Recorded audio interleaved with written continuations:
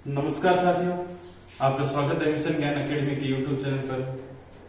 आज से हम आपको राजस्थान जीके का संपूर्ण अध्ययन करवाएंगे, जिसमें आपको राजस्थान जीके में राजस्थान के आर्ट कल्चर, राजस्थान की जियोग्राफी एंड राजस्थान की हिस्ट्री का अध्ययन करवाया जाएगा। ये जो हमने शेड्यूल तय किया है कि सुबह आपकी जो क्लासें हैं वो लगेगी राजस्थान की आर्ट कल्चर की, उसके बाद में जियोग्राफी और उसके बाद में हिस्ट्री की। ये जो सारा राजस्थान जीके का सिलेबस है वो मेरे द्वारा पूरा करवाया जाएगा, आपको निःशुल्क आपको उपलब्ध करवाया जाएगा। यूट्यूब पर अपनी क्लासें निरंतर चलती रहेगी जब तक एग्जाम नहीं होगा।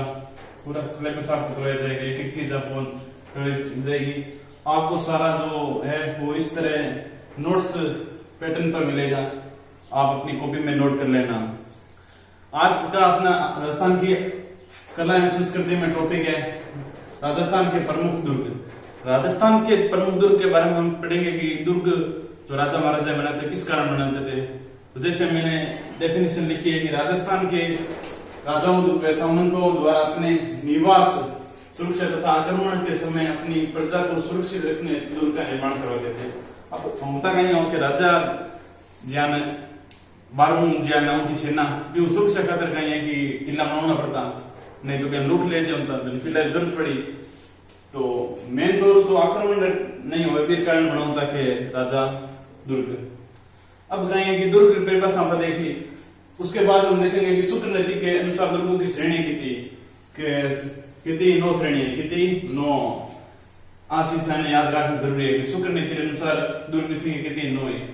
जी हाँ, मैं लिखूड भी ऐसा होता है कि उसके हिसाब से बना जाना नोट्स।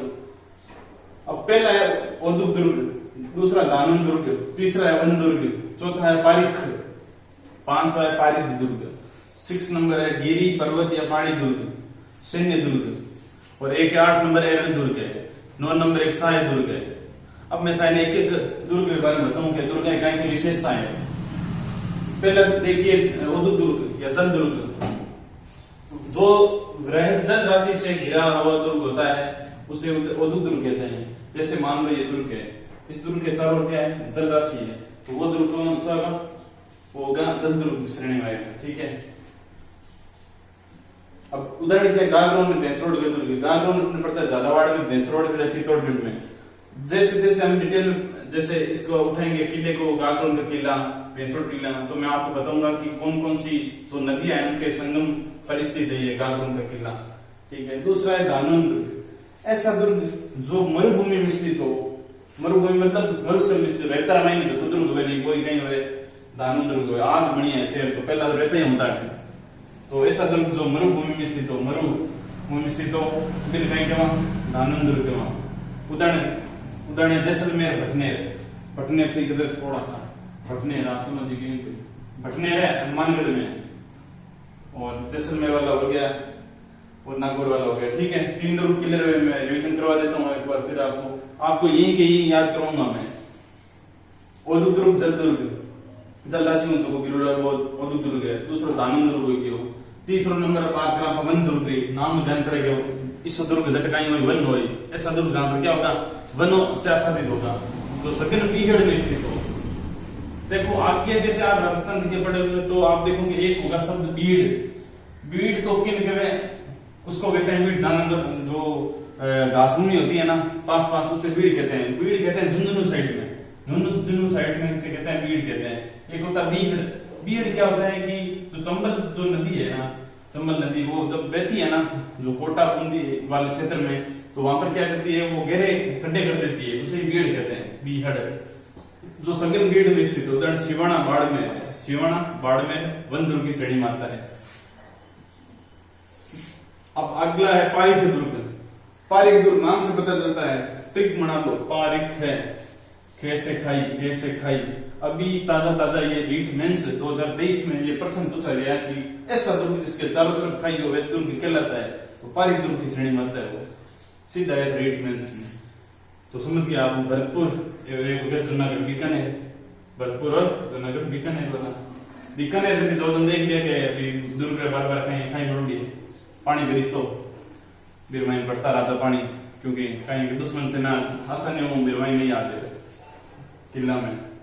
5 नंबर है पारिद दुर्ग, पारिद परिधि, पारिध परिधि, पारिध परिधि, अपरिधि है करे, परिधि यही तो है कि बाउंड्री, मतलब कहीं है कि दुर्ग के चारों बाउंड्री बन जाती थी, जिसके चारों तरफ विशाल परकोटा चार दीवारी हो, उदाहरण जैसलमेर है, चित्तौड़गढ़ है, जिसके चारों तरफ परकोटा चार दीवारी हो, जैसलमेर, चित्तौड़गढ़ इनके एग्जाम्पल है।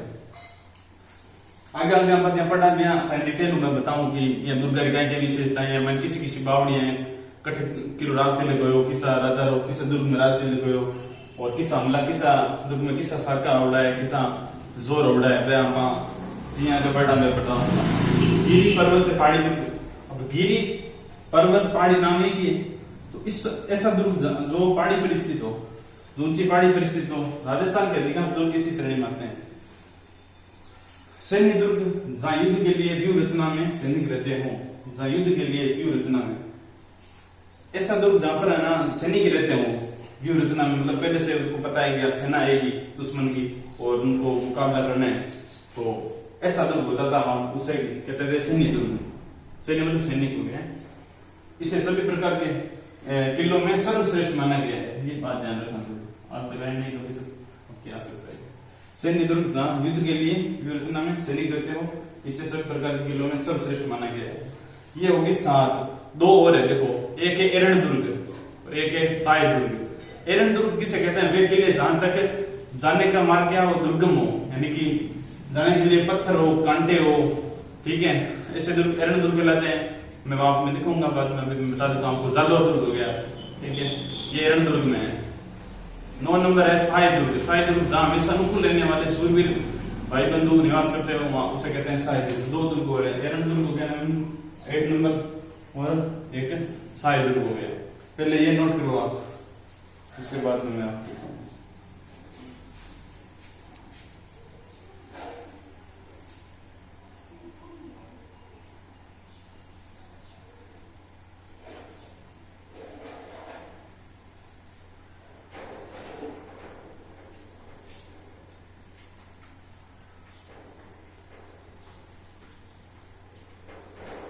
मैं उम्मीद करता हूं आपने नोट कर दिया होगा, रख कर देता हूं।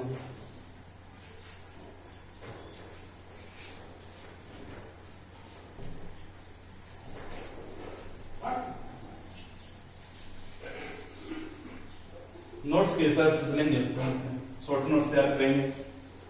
शॉर्ट नोट्स का एक फायदा है कि वो एग्जाम के टाइम क्या है, उसको कितनी भी बार हम फास्टली रिवीजन कर सकते हैं। किताबों में क्या होता है कि डिटेल ज्यादा दी हुई होती है, वो काम के नहीं, हम तो एग्जाम ओरिएंटेड पढ़ते हैं।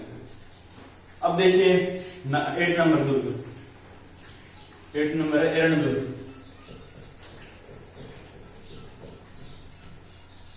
अब एरण दुर्ग ऐसा दुर्ग, साथ में नोट कर लीजिए आप, पहले मैंने समझा दिया था आपको। ऐसा दुर्ग जहां पहुंचने का मार्ग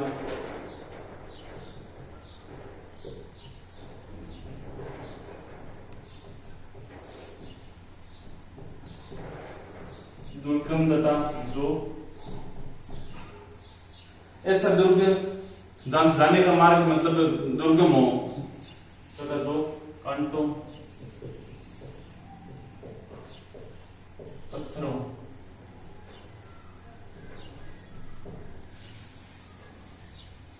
ऐसा दुर्ग जहां पहुंचने का मार्ग दुर्गम हो तथा जो कांटों पत्थरों से घिरा हुआ हो,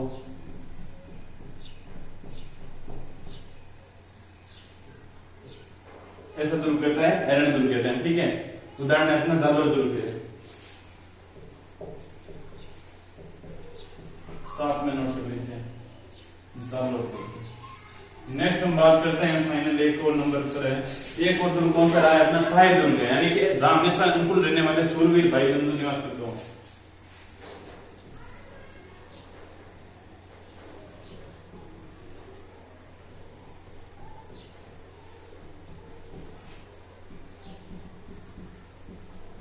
ऐसा दुर्ग जहां निवास, ऐसा दुर्ग जहां निवास करने वाले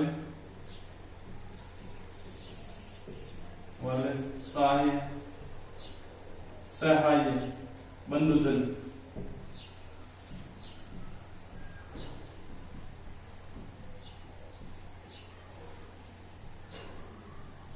करते हैं। वो आता है सारे दुर्ग में, नोट करो एक।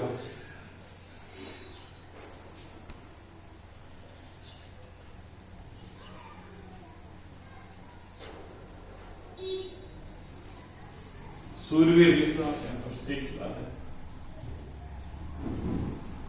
सूरवीर, सूरवीर नंदन निवास। अब हम बात करेंगे भारत में सबसे अधिक दुर्ग कहां पर है। भारत में सबसे अधिक दुर्गों की बात करूं तो यहां पर कर देता हूं। भारत में सबसे अधिक दुर्ग है, सबसे पहले तो महाराष्ट्र में, दूसरा मध्य प्रदेश में और तीसरा राजस्थान में है। राजस्थान में तीसरे नंबर पर आता है। राजस्थान दुर्गों में सबसे ज्यादा आपको पता चल गया, मैं बता दें, महाराष्ट्र में है, दूसरा मध्य प्रदेश में, तीसरा राजस्थान में है। मैं लिख देता हूं।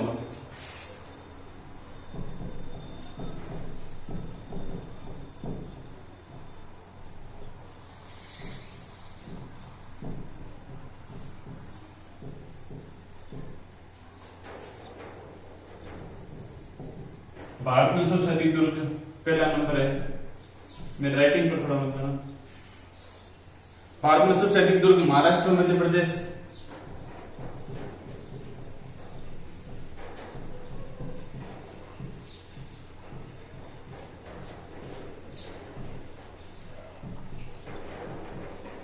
तीसरा है राजस्थान।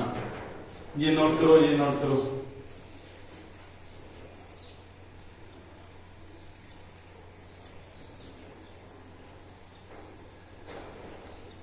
ये तो बात होगी दुर्गों की, जो शुक्र नीति के अनुसार दुर्गों की श्रेणियां और भारत में सबसे अधिक दुर्गों की। अब हम बात करेंगे एक एक दुर्ग के बारे में, ये नोट कर लिया होगा।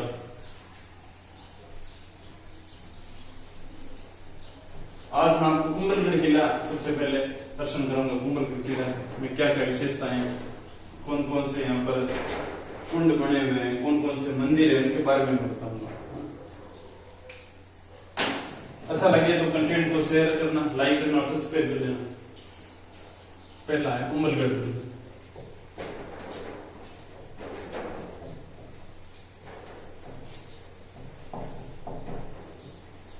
अब कुंभलगढ़ दुर्ग के बारे में बताऊं तो कुंभलगढ़ ये राजसमंद पड़ता है, ठीक है। अब इसके बारे में क्या है कि इसकी ऊंचाई बात करूं तो 700 फीट है, ठीक है।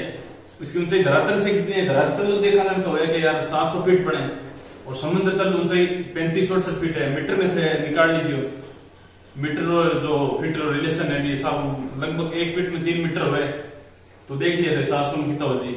और प्राचीन नाम की बात करूं तो इसका नाम था मच्छेंद्रगढ़। क्या था? मच्छेंद्रगढ़। इसका नाम था मच्छेंद्रगढ़, प्राचीन नाम है मच्छेंद्रगढ़, ठीक है। और निर्माण कौन करे? निर्माण की बहुत बड़ी समस्या है कि यार निर्माण कौन करे, गलत क्यों है प्रश्न। अब कई जना के महाराणा कुंभा करे हो और कड़िया संपत्ति मोरी है, बिल्कुल सही है, दोनों निर्माण करे, लेकिन ध्यान रखिए कि सबको पहले निर्माण करे संपत्ति मौर्य। सबसे पहले प्रारंभिक जो निर्माता है वो संपत्ति मौर्य था। उसके बाद में जो पुनर्निर्माण कराया था या जीर्णोद्धार कराया था, पुनर्निर्माण वो कराया था महाराणा कुंभा ने, कुंभलगढ़ का महाराणा कुंभा ने, ठीक है। तो ए मैं थाने बता दी हूं। जीर्णोद्धार पुनर्निर्माण कराया था महाराणा कुंभा ने। रानी कुंभल देवी थी, इनकी रानी थी कौन? कुंभल देवी। उनकी स्मृति में करवाया था, कुंभल देवी की स्मृति में इन्होंने जीर्णोद्धार करवाया था। ये बात हम नोट कर लेते हैं, नोट्स बनाते रहो और पढ़ते रहो।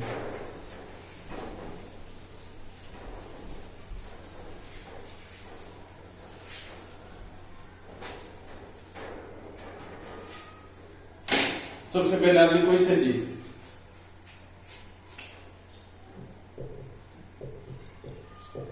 स्थिति होगी। स्थिति के बाद में मैं बताऊं धरातल से ऊंचाई,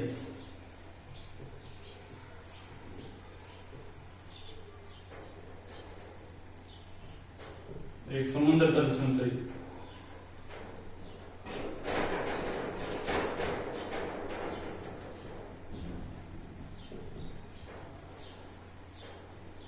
स्थिति है कुंभलगढ़ राजसमंद में, सादड़ी राजसमंद में, राजसमंद सादड़ी गांव के पास है, लिख लो।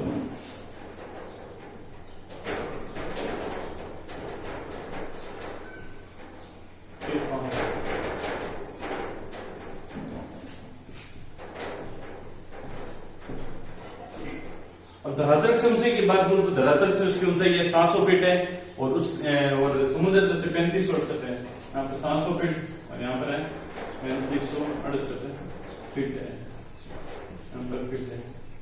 ये बात करनी स्थिति और धरातल की। अब बात करते हैं प्राचीन नाम और निर्माण की। प्राचीन नाम और निर्माण की। प्राचीन नाम,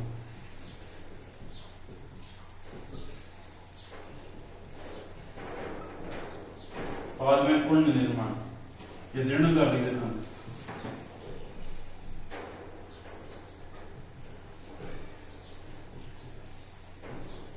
प्राचीन नाम था मच्छिंद्रगढ़, मच्छिंद्रगढ़, ठीक है, मच्छिंद्रगढ़, ठीक है। निर्माण किसने कराया था? अब इसका कुंभलगढ़ का निर्माण कराया था सबसे पहले संपत्ति मोदी, मोदी सबसे पहले, ठीक है। उसके बाद में जीर्णोद्धार की बात करूं तो महाराणा कुंभ,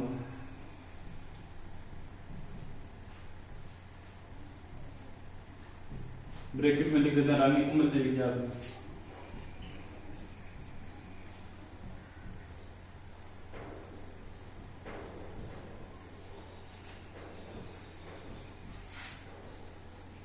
रानी कुंभल देवी की स्मृति, ठीक है। रानी कुंभल देवी की स्मृति में कब कराया था? 1448 से 1452 के बीच में, 1448 से 1458 के बीच में, 1448 से 1458 के बीच में। ये हो गया क्लियर, ये नोट करो।